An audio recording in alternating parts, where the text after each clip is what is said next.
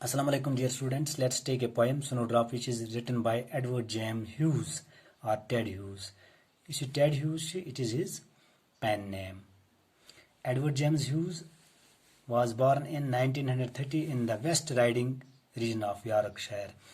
Yorkshire is the name of place where Edward James Hughes was born. Dear students, it is not mentioned when he died, but I can tell you that you must remember he died in 1998. And the name of his father was William James, who participated in World War I. And his accounts of fighting in World War I. Whose accounts of fighting? His father's accounts of fighting that made a permanent impression on the memory of Ted Hughes.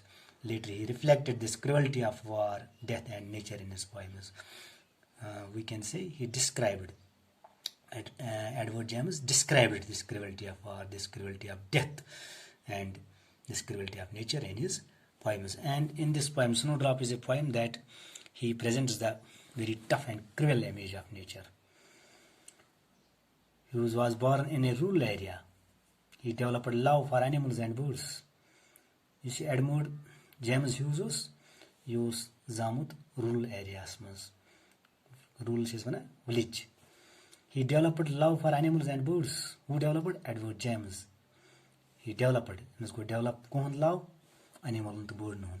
This interest in animals dating from his childhood. It was from his childhood and it remained with him throughout his life. This interest.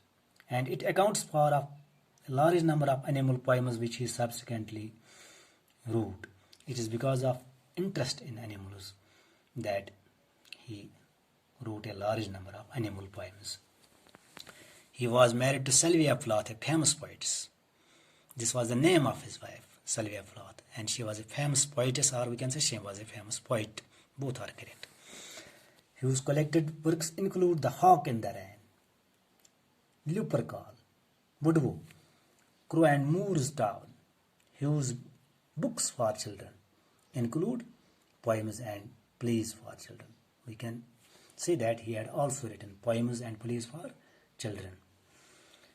Dear students, before taking this poem, I am giving you a brief description about Snowdrop. Some students get confused that it is a drop of snow. Snowdrop means, dear students, a little flower. And it appears in early spring, or we can say it appears at the end of the winter.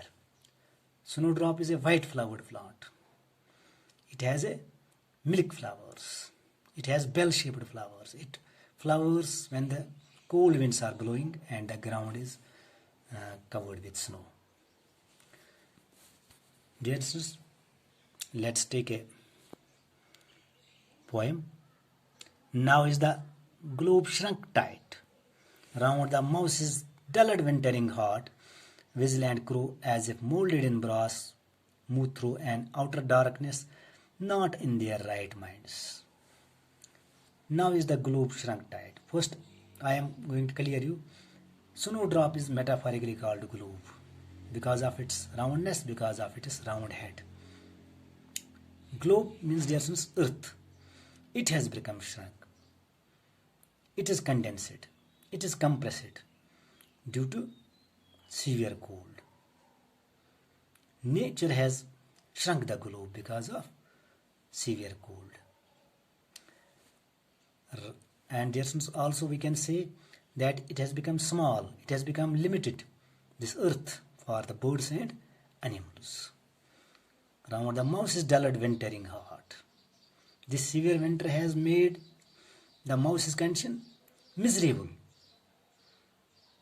When the poet watches the mouse, the poet mouse condition is miserable.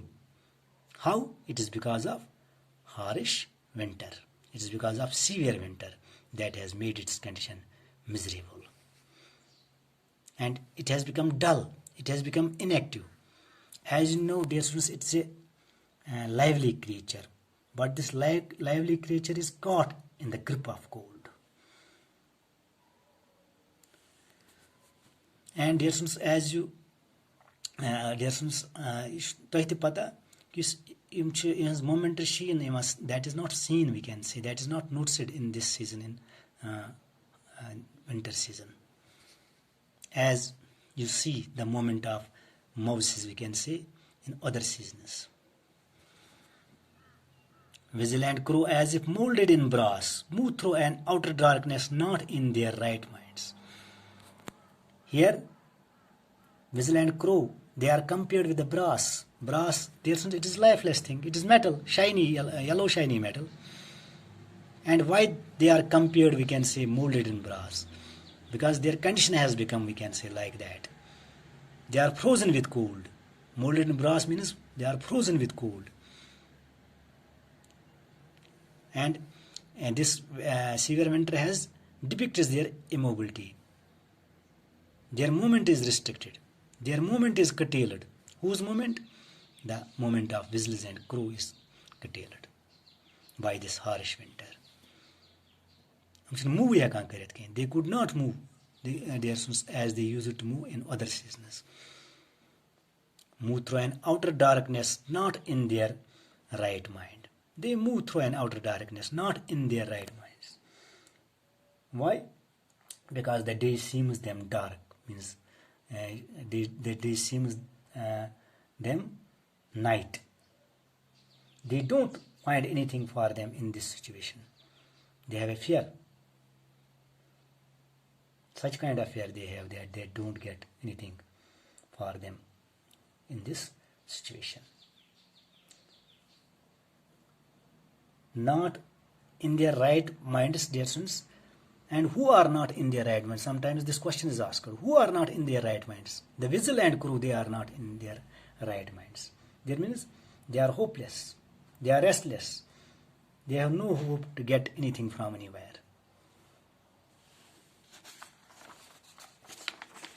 And dear students, one thing that dear students, I forgot to tell you. And the poetic device which is used, we can say, in this stanza. And one poetic device, there is an image, we can say. As nature is itself image, snowdrop is image, globe is image, dear students, heart is image, mouse is image, brass is image, whistle is image, crow is image, darkness is image, mind is image. They are the images that are used by the poet. And one more poetic device, that is, dear students, when there is a use of as and like, it is called simile. Simile means indirect comparison of two things. When two things are compared indirectly, and that is called, dear students, simile. And there is one more poetic device, and dear students, here you see, vigilant crow, as if molded in brass, move through an outer darkness, not in their right minds. Molded, M, it begins with M. Move, it begins with M. Minds, it begins with M. Repetition. Repetition of initial letters. When there is a repetition of initial letters, it is called, dear students, alliteration. At poetic devices, alliteration. Now let's take the last stanza of this poem. With the other deaths, she too pursues her and is brutal as the stars of this month, her pale head heavy as metal. Two pursues, we can say, dear students, she too pursues her, and this means, dear students, the snowdrop. The snowdrop pursues her. It keeps keeps pursue her ends, means to accomplish something, to attain something. And dear students, the snowdrop shows powers of survival in this harsh winter. It has shown strength in this harsh winter. It blooms in this harsh winter. It has strength to push its stem through the thick snow. Snowdrop has unique strength to withstand the winter. Brutal as the stars of this month. This month refers to, dear students, January, when there is extreme cold. And the stars are merciless. They are brutal. We can say in this month they are brutal, as they help killing the creatures. Dear students, is winters months, the weather is clear, and there is extreme cold, you see here. Her pale head heavy as metal. Whose pale head? The snowdrop's pale head is heavy as metal. It is compared, her pale head is compared with the metal. Despite its delicateness, it can withstand with the winter. It shows strength. The snowdrop shows strength in this harsh winter. It seems dull. Its pale head touches the ground due to heavy snow. But the poet says it won't damage to the snowdrop if it seems a delicate plant. Her pale head heavy as metal. We can also say it has won the battle against the winter. Which has won the battle? The snowdrop. Even though it is a delicate plant, as compared to, we can say, the animals and birds, it has won the battle. It has not lost the battle. It has won the battle against the winter. Dear students, yath mans chu use brutal as the stars of this month. Her pale head heavy as metal. There is also use of as. So we can say the simile is used by the poet in both these lines. In the last line, there is one more poetic device. Her pale head heavy as metal. This is H, and there is also H here. We can say with head. H is also here. We can say with heavy, and this poetic device is called alliteration. And the one more poetic device, dear students, there is also image, which is used by the poet. And the stars is the image, head is the image, metal is the image, and ات منٛز تہِ مطلب کٔژ poetic device کٔرمٕژ use یتھ منٛز چھِ کٔرمٕژ یِم image تہِ چھِس کٔرمٕژ use, simile تہِ چھِ کٔرمٕژ use یِم تہٕ alliteration تہِ چھِ اتھ منٛز یِم use کٔرمٕژ. یہِ چھِ یِم سٲرسٕے poem منٛز use کٔرمٕژ مگر last stanzas منٛز چھِ یِم use کٔرمٕژ. Thank you.